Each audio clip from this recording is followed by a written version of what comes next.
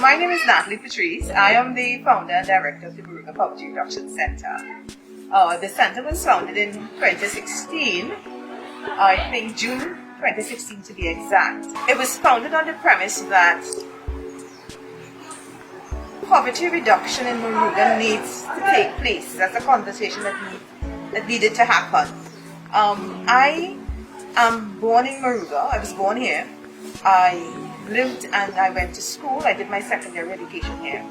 And I moved out of Moruga to do my tertiary and to do my degree and all that kind of stuff. But I would visit. And on my visit I would realize, I would recognize the deterioration that was taking place in the community.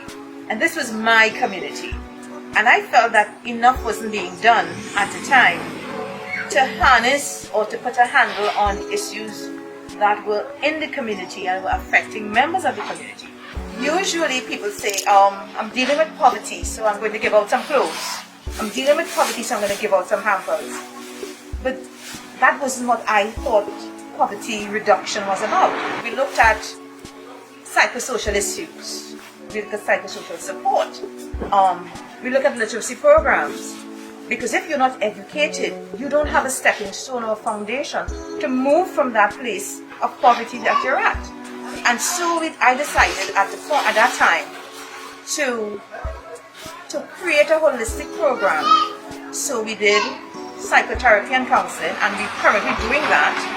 Psychotherapy and counseling, literacy programs, food hamper distribution, and a thrift store where you can get a lot of household items, clothing, and all that kind of stuff. COVID has it's called a bittersweet kind of thing, kind of moment, in that you have been restricted in coming out to serve the people. But then with COVID, you realize how much more work you can do to help the people. In one instance, I had to stay home, so the center was closed for a couple months. And then when people started reaching out to you, making requests, you had to decide what you're going to do. You had to decide whether or not you're going to leave these people, the same people that you profess to trying to help and to bring out of poverty.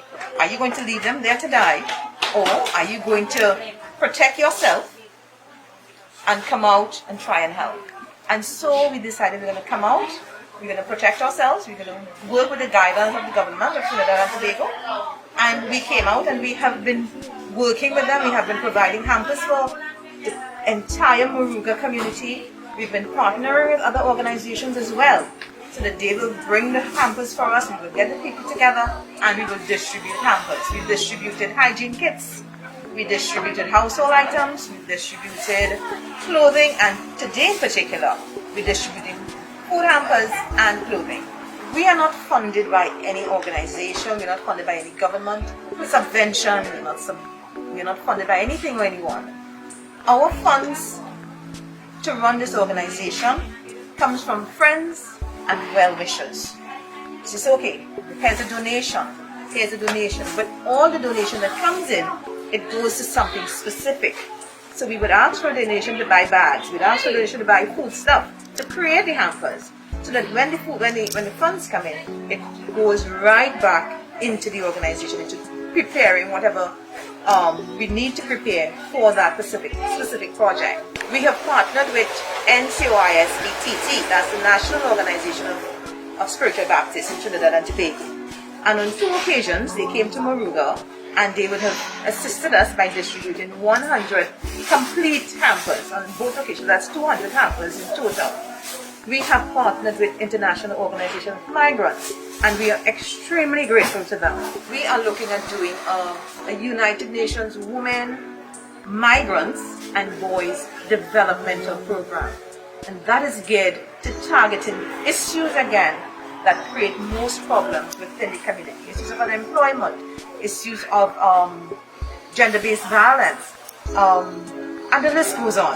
Our first encounter with the Venezuelan migrant community was in 2019, January 2019. I got a call that a group of migrants illegally entered into the country and they brought with them a baby, and there's a mother with the baby, and they are wet, they're drenched, all their clothes that they brought with them is dirty and muddy, and so they needed me to come to my center with all my beautiful clothing to give some assistance to the migrants.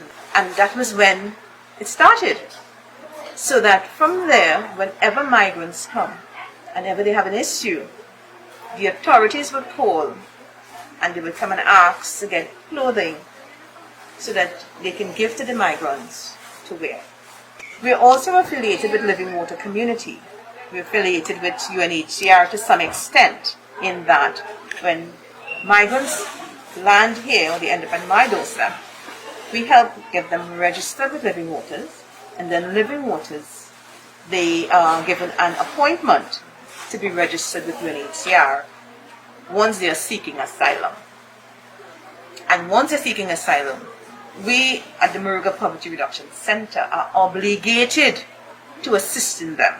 We are not going to turn them away if you're seeking asylum. A la señora Natalie por esta ayuda. Ya tengo un año aquí en Trinidad y me ha ayudado mucho con la comida, me ha aportado colchón, ropa y muchos beneficios acá.